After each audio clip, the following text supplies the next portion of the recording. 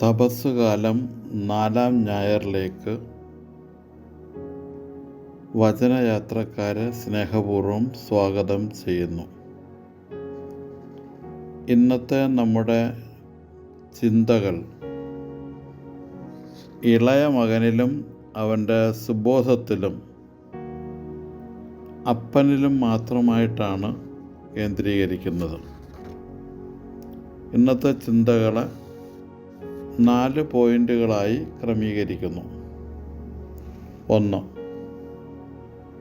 ഇളയ മകൻ. ഇളയ മകൻ വീട്ടിൽ നിന്നും മടുത്തു. സ്വാതന്ത്ര്യം നഷ്ടപ്പെട്ടുവെന്ന് അവൻ ചിന്തിക്കുന്നു. അപ്പൻ പറയുന്നത് ചെയ്യാൻ അവന് ഇഷ്ടമില്ല. അവൻ ഇഷ്ടമുള്ളത് ചെയ്യാൻ അവൻ ആഗ്രഹിക്കുന്നു. അപ്പനിൽ നിന്ന് ലഭിക്കുന്ന സ്വാതന്ത്ര്യവും സ്നേഹവും അവന് ഭാരമായി തോന്നി. പിതാവിൻ്റെ സ്വത്ത് സ്വന്തമാക്കി അപ്പൻ്റെ വിങ്ങുന്ന മനസ്സും ഹൃദയവും കൂടെ സ്വത്തിലുണ്ടായിരുന്നു. അതവൻ മനസ്സിലാക്കിയതുമില്ല. പിതാവിൻ്റെ മരണത്തിനു മുന്നേ ഓഹരി ആവശ്യപ്പെടുന്നത് വിചിത്രവും ലജ്ജാകരവുമെന്നാണ് പ്രഭാഷകൻ 33:23 ഓർമ്മപ്പെടുത്തുന്നത്. പാപത്തിൽ തൻ്റെ ഓഹരി വ്യയം ചെയ്തുകൊണ്ട് ഇളയമകൻ പിതാവിനെയും അപകീർത്തിപ്പെടുത്തുകയാണ് ചെയ്യുന്നത്. സുഭാഷിതങ്ങൾ 28:7. ഇളയമകൻ അപ്പനിൽ നിന്ന് ദൂരം പാലിച്ചു നടക്കുകയാണ്.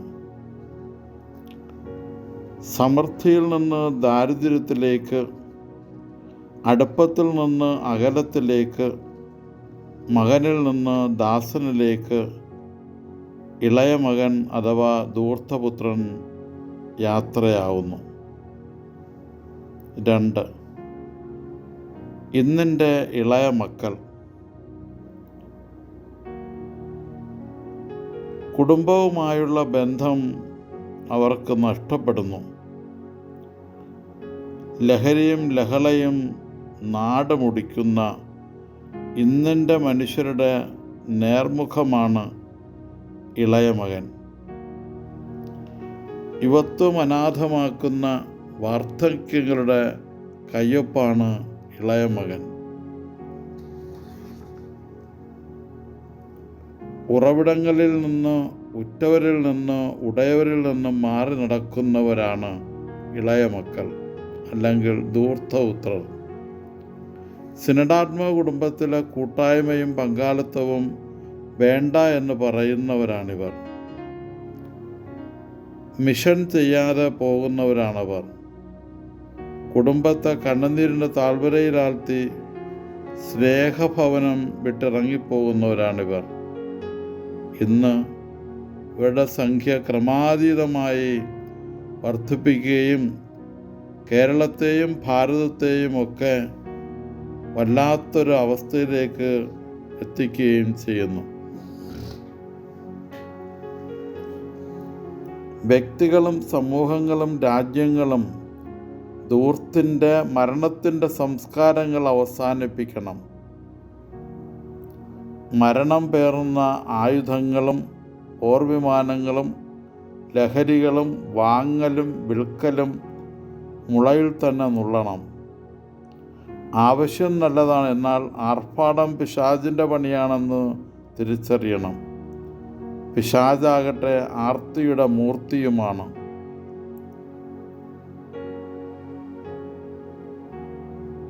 ഒഴിയാതാർത്തി മനുഷ്യനെ വരൂ എന്നാണ് ചിന്താവിഷ്ടയായ സീതയിൽ കുമാരനാശാൻ പറയുക.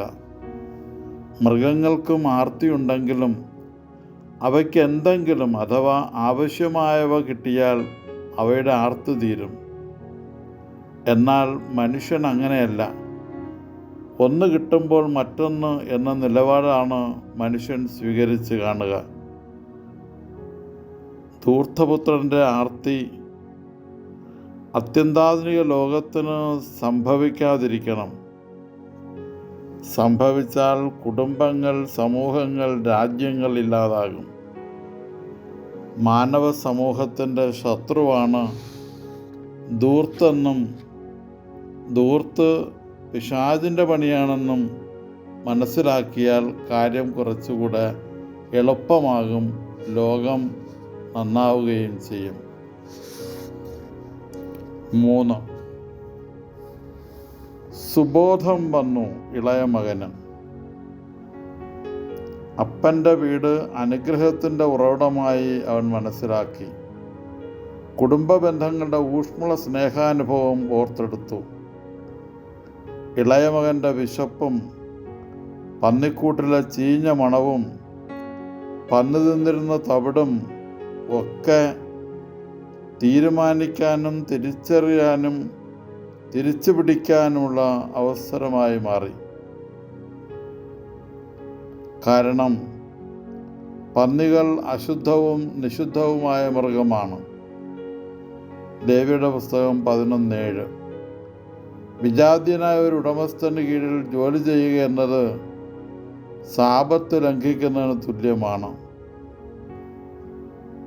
ഇളയ മകന് സുബോധം വരുന്നത് അവൻ അപ്പൻ്റെ വീട് ഓർത്തെടുത്തപ്പോഴാണ്.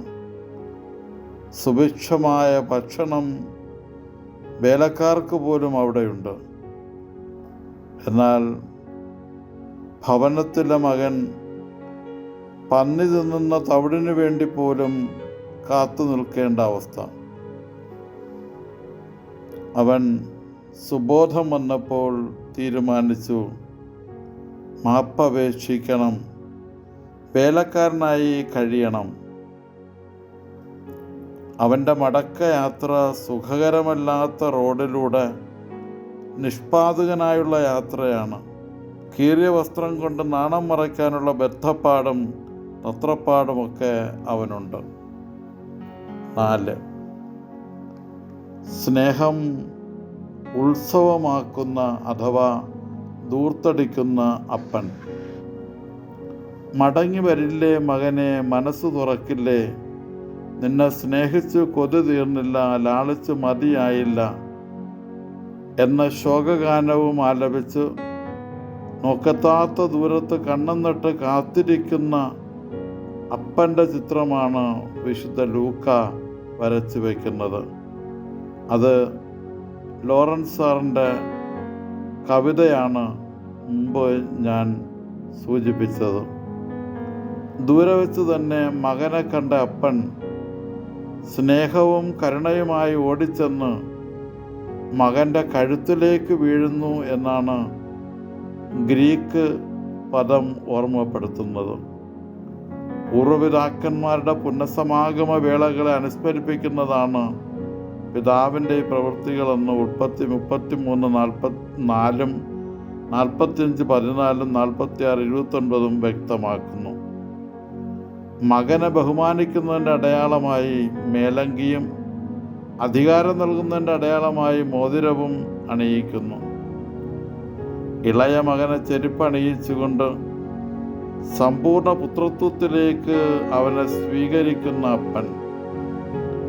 അന്നത്തെ കാലത്ത് ദാസർ നിഷ്പാതകരായിട്ടാണ് നടന്നിരുന്നത്. കൊഴുപ്പിച്ച കാളക്കുട്ടി എന്ന പദം സൂചിപ്പിക്കുന്നത് പ്രത്യേകമായി വളർത്തി എന്നതിനെ അടയാളപ്പെടുത്തുകയാണ്. അത്രയേറെ സന്തോഷവും ആനന്ദവും കൊണ്ട് നിറഞ്ഞ പിതാവ് മകൻ്റെ വരവിനെ ഉത്സവമാക്കി.